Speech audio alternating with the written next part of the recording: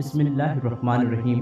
السلام علیکم ناظرین گرامی، آپ سب نے تاریخ اسلام میں نبی کریم صلی اللہ علیہ وآلہ وسلم کی آمد سے پہلے کے 3 مشہور بتوں کا ذکر تو سنا ہو، جن کا نام لات، منات اور عزا تھا۔ آج کی ویڈیو میں ہم انہی بتوں کے بارے میں ذکر کریں گے۔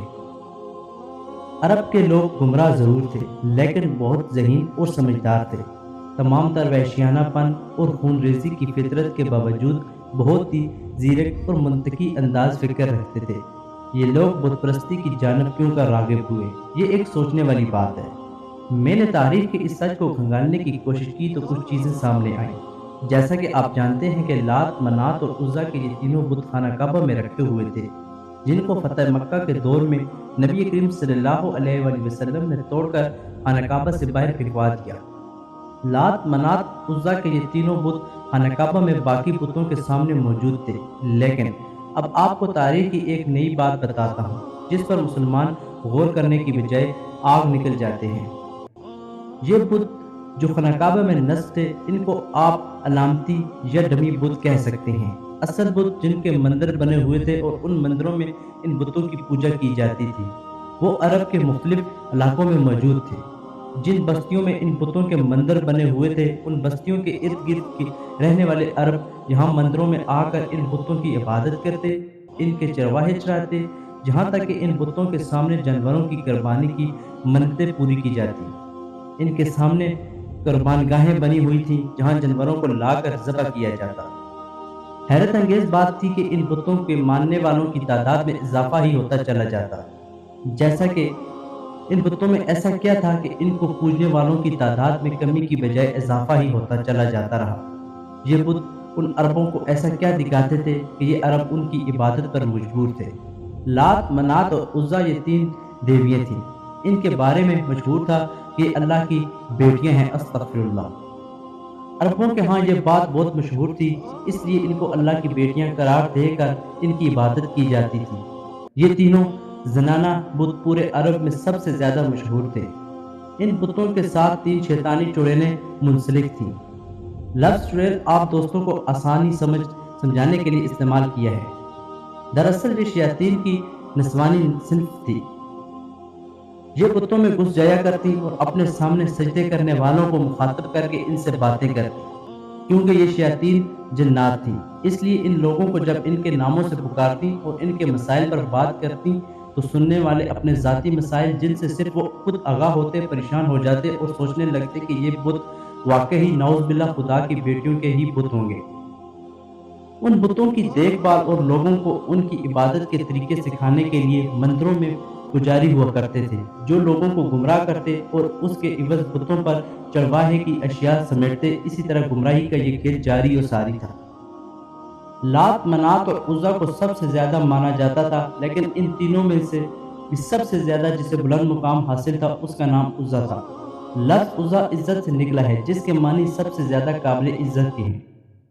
عزا کا یہ بت خراز نامی ایک ہستی میں واقع تھا۔ یہ بستی وادی نخلا میں سوق عکاظ کے قریب واقع تھی۔ یہ وہی مقام ہے جس کے قریب جنات کی ایک جماعت نے نبی کریم صلی اللہ علیہ وآلہ وسلم سے ملاقات کی اور آپ نے ان کو دعوت اسلام دے کر مسلمان کیا تھا۔ عزا کے بت کا ایک شاندار مندر بنایا گیا تھا۔ اس مندر میں دوبیہ اسومی نام ایک پجاری عزا کے بت کی دیکھ بھال اور خدمت کرتا تھا۔ مندر کے سامنے تھوڑے فاصلے پر چھاؤ کے 3 درخت تھے۔ اردو میں اس درخت کو چھاؤ کہا جاتا ہے، جبکہ ہندی میں تمرس اور عربی میں اصل کہتے ہیں۔ یہ ایک خودرو صحرائی پودا ہوتا ہے، اجاڑ اور بیابان صحراؤں میں پیدا ہوتا ہے۔ اس کے پتے انتہائی کسیلے اور کڑوے ہی ہوتے ہیں۔ اس کی ٹہنیوں سے ٹوکریاں بنائی جاتی ہیں۔ چھاؤ کے ان درختوں پر عزا کا بسیرا تھا۔ اس بارے میں کسی کو علم نہیں تھا کہ وہ عزا بت جس کی پوجا کی جاتی ہے ایک شیطانی طاقت تھی جو ان درختوں پر رہتی تھی، جو اس کے مندر کے قریب تھے۔ جب کبھی لوگ اس کی پوجا اور چرواہوں اور منتوں کے لیے آتے تھے، وہ مندر کے بت میں داخل ہو کر بولتی تھی، لوگوں کے مسئلے اپنی شیطانی قوتوں سے حل کرتی اور ان کو بھٹکاتی تھی۔ جب مکہ فتح کر لیا گیا تو کچھ دنوں بعد بتوں کی شامت آ گئی۔ خانہ کعبہ میں رکھے ہوئے بت توڑے جانے لگے اور اصل سچ رب کا نور چمکنے لگا۔ خانہ کعبہ سے بتوں کو ہٹانے کے بعد مختلف دیہاتوں بستیوں میں بنے مندروں کے بتوں کی باری آ گئی۔ چھوٹے موٹے بتوں کو تباہ کرنے کے بعد عزا کی باری آ گئی۔ 25 رمضان المبارک کو نبی کریم صلی اللہ علیہ وآلہ وسلم نے حضرت خالد بن ولید کو طلب فرمایا۔ انسانی تاریخ کے سب سے قابل ترین جرنیل خالد بن ولید رضی اللہ تعالیٰ عنہ کو عزا کی تباہی کا مشن سونپا گیا۔ آپ صلی اللہ علیہ وآلہ وسلم نے خالد بن ولید رضی اللہ تعالیٰ عنہ کو حکم دیا کہ وہ عزا کے مندر کے قریب 3 چھاؤ کے درختوں میں سے ایک کو جا کر کاٹ دیں۔ آپ رضی اللہ تعالیٰ عنہ بارگاہ رسالت صلی اللہ علیہ وآلہ وسلم سے حکم پا کر فراز بستی میں پہنچے، مندر کو تلاش کیا اور اس کے قریب واقع چھاؤ کے درختوں میں سے ایک کو کاٹ دیا اور واپس آ گئے۔ جب آپ رضی اللہ تعالیٰ عنہ صلی اللہ علیہ وآلہ وسلم کی خدمت میں حاضر ہوئے اور درخت کاٹنے کا حال بتا دیا، اس پر آپ صلی اللہ علیہ وآلہ وسلم نے پوچھا، اے خالد رضی اللہ تعالیٰ عنہ، آپ درخت کاٹ رہے تھے تو اس دوران کوئی واقعہ پیش آیا؟ حضرت خالد بن ولید رضی اللہ تعالیٰ عنہ بولے، یا رسول اللہ صلی اللہ علیہ وآلہ وسلم، میں نے کوئی بھی واقعہ رونما ہوتے ہوئے نہیں دیکھا۔ اس پر آپ صلی اللہ علیہ وآلہ وسلم نے دوبارہ حضرت خالد بن ولید رضی اللہ تعالیٰ عنہ کو حکم دیا کہ آپ دوسرا درخت بھی کاٹ دیجیے۔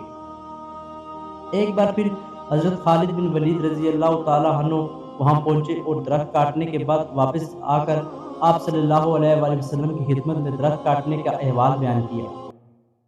آپ صلی اللہ علیہ وآلہ وسلم نے ایک بار پھر حضرت خالد بن ولید رضی اللہ تعالیٰ عنہ سے استفسار کیا، اے خالد، اس بار جب آپ درخت کاٹ رہے تھے تو اس بار کوئی واقعہ پیش آیا؟ حضرت خالد بن ولید رضی اللہ تعالیٰ عنہ نے عرض کیا، یا رسول اللہ، اس بار بھی کوئی غیر معمولی واقعہ پیش نہیں آیا۔ آپ صلی اللہ علیہ وآلہ وسلم نے ایک بار پھر حضرت خالد بن ولید رضی اللہ تعالیٰ عنہ کو تیسرے درخت کو کاٹنے کا حکم دے کر بھیجا۔ تیسری بار جب حضرت خالد بن ولید رضی اللہ تعالیٰ عنہ تیسرے درخت کے قریب اسے کاٹنے کی نیت سے پہنچے تو اچانک عزا نامی چڑیل آپ رضی اللہ تعالیٰ عنہ کے سامنے ظاہر ہو گئی۔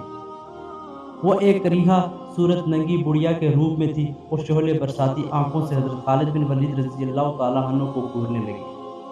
اچانک مندر کا پجاری بلند آواز سے پکار کر بولا، عزا خالد کو قتل کر دے، اگر تو نے خالد کو قتل نہ کیا تو آج تو ذلیل و رسوا ہو جائے گی۔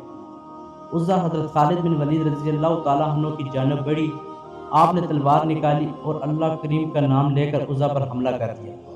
پہلے ہی وار میں عزا کا سر تن سے جدا ہو گیا، اس کے زمین پر گرتے ہی اس کا جسم درد سے الگ ہونے لگا۔